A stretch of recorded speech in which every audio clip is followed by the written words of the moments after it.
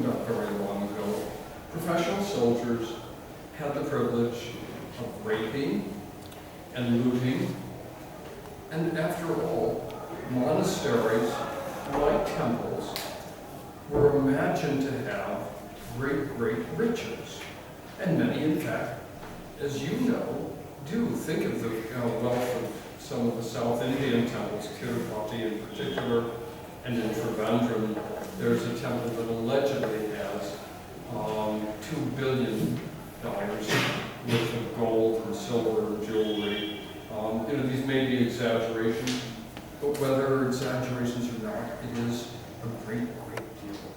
And so it's not the least bit surprising the troops might find monasteries to be potential targets.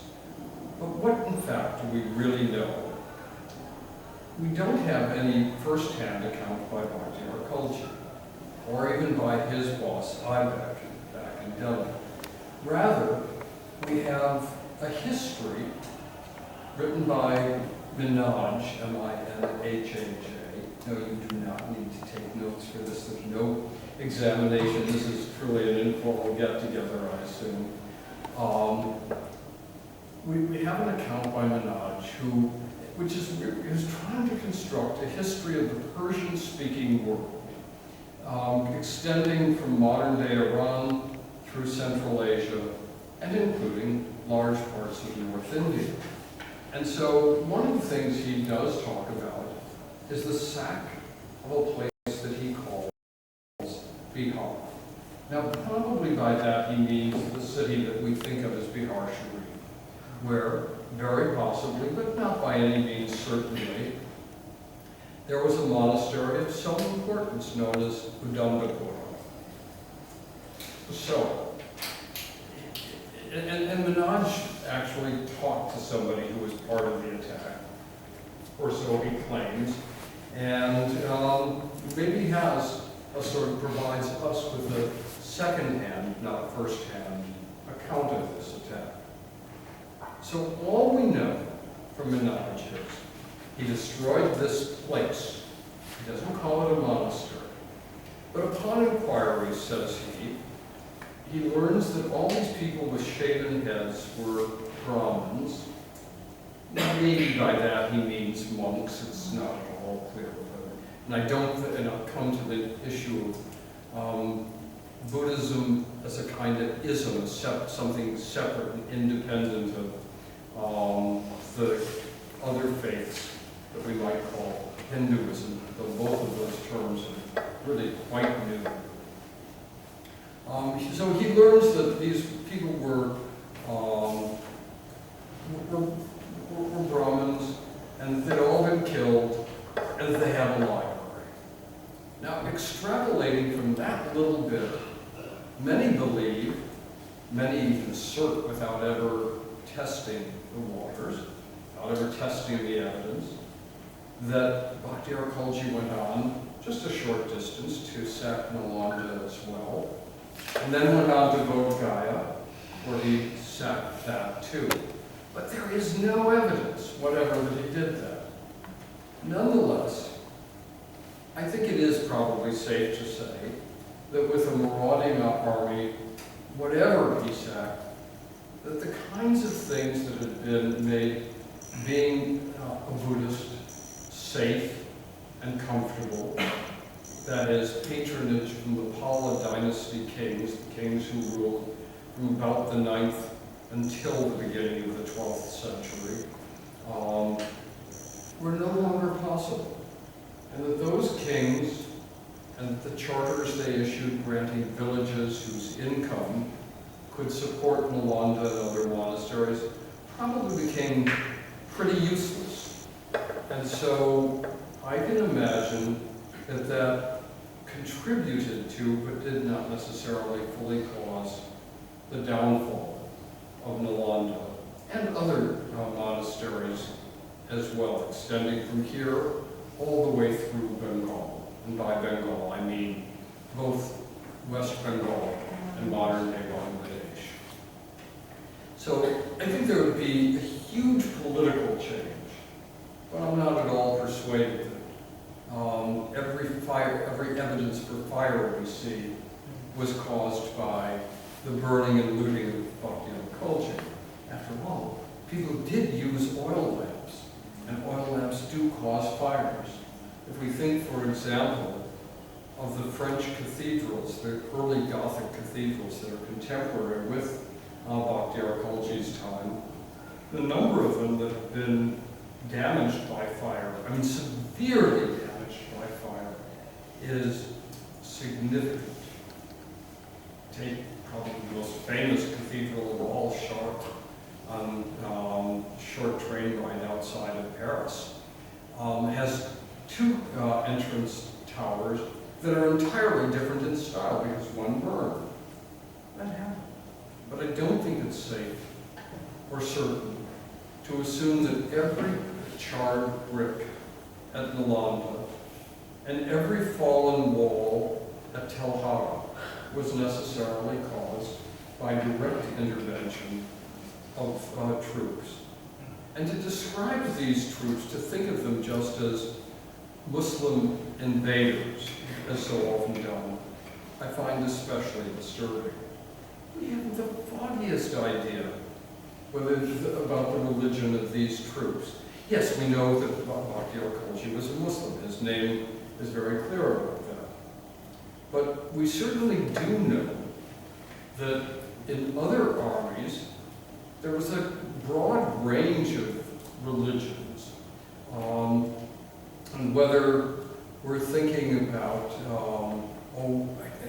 take a good example that really reflects here in Bihar, but not in this part of Bihar, rather in Rohtas district, where Man Singh, Akbar's really beloved governor. So here we have a Hindu governor reporting to a Muslim emperor. We know that the architect of Rohtas Fort in Rohtas district was a Jew. He gives his name, which is, and then says he's B'nai Israel. So, we have to think of a kind of India that reflects the India of today too. A multicultural army, and multicultural governmental system, and just having said, as I did a while ago, that I'm not the least bit sure that we need to distinguish Buddhism from Hinduism in the way that is so often done.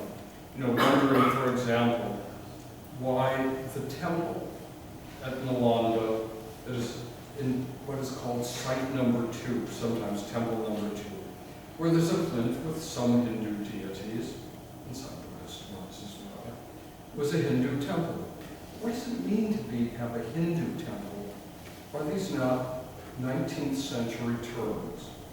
Hinduism really is a term that was first promulgated. There was a few bits of use prior to 1861, but it was in the 1861 census that the British used that term first to describe a clear religion.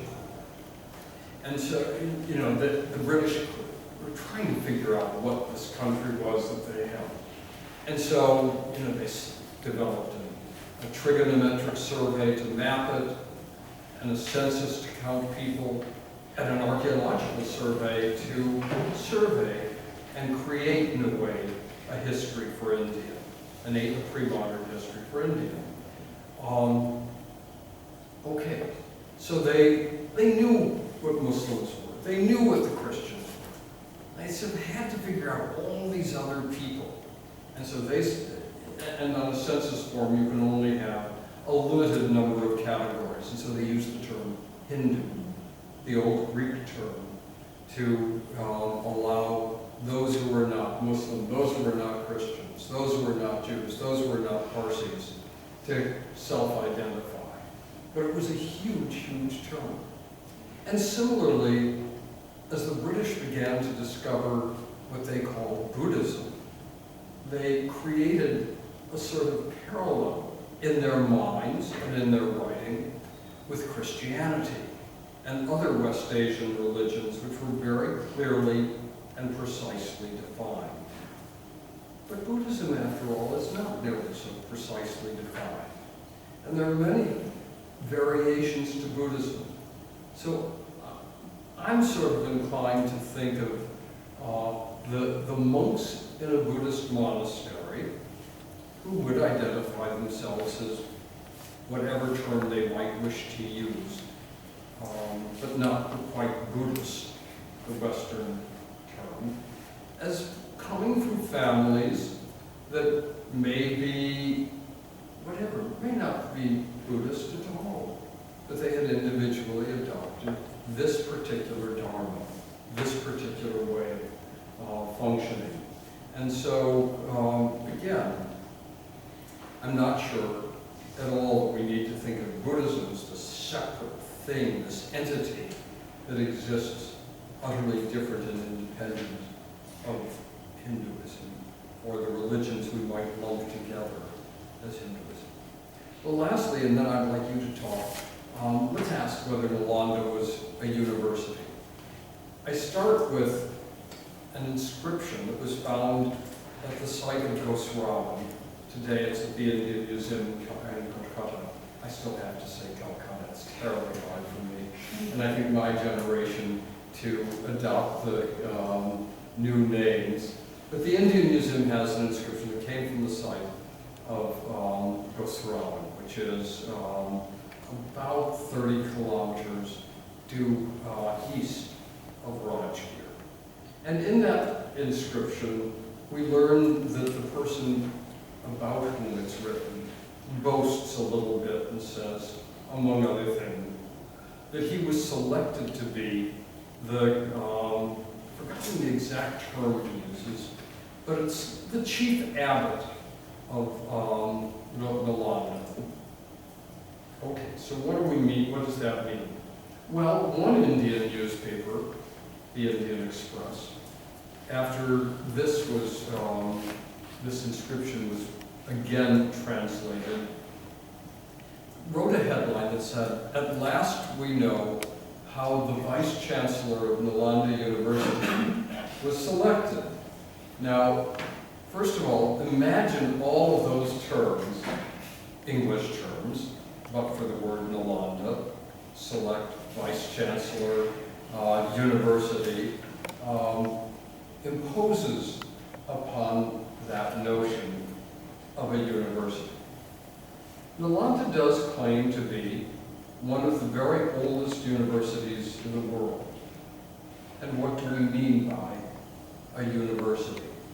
Certainly, we can't talk about a curriculum. We can't talk about students, I think, in the way that I don't think the monks would have seen themselves as students, though they probably did see themselves as learners. I think they came specifically to learn from one or more very distinguished preceptors, people who expounded upon the text. Does that make it a university? Maybe. The term university does have some antiquity. It does not go back to the founding of Nalanda by any means, which probably does date to the 5th century. We have enough seals from the Gupta dynasty kings that have been found at Nalanda to suggest pretty clearly that these seals once were on charters that made gifts to Nalanda, and so let's assume it's a founding in the 5th century.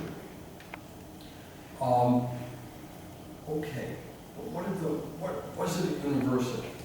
The term university comes from the University of Bologna in Italy, founded in, oh, here I'm going to be a little fuzzy. It's either 11 something or 1260.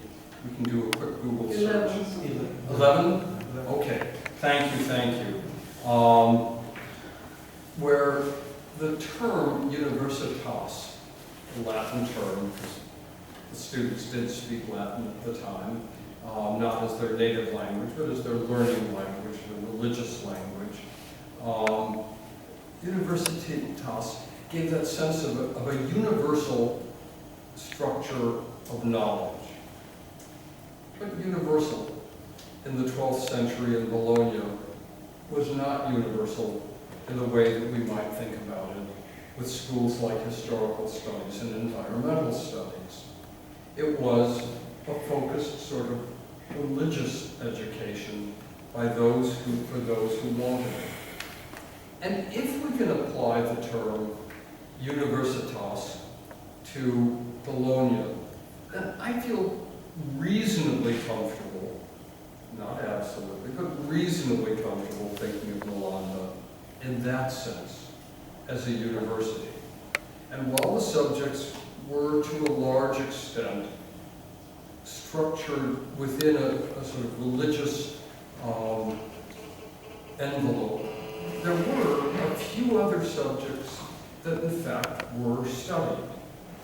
Language among them, I don't mean just learning a particular language like Pali or Sanskrit, but rather the structure of grammar and the structure of language, things that we might call linguistics today.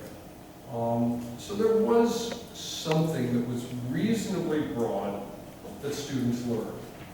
In that sense, it was a university. But to impose upon Nalanda, ancient Nalanda, the sort of structure that we proudly have with Nalanda University, this institution, is, I think, a mistake.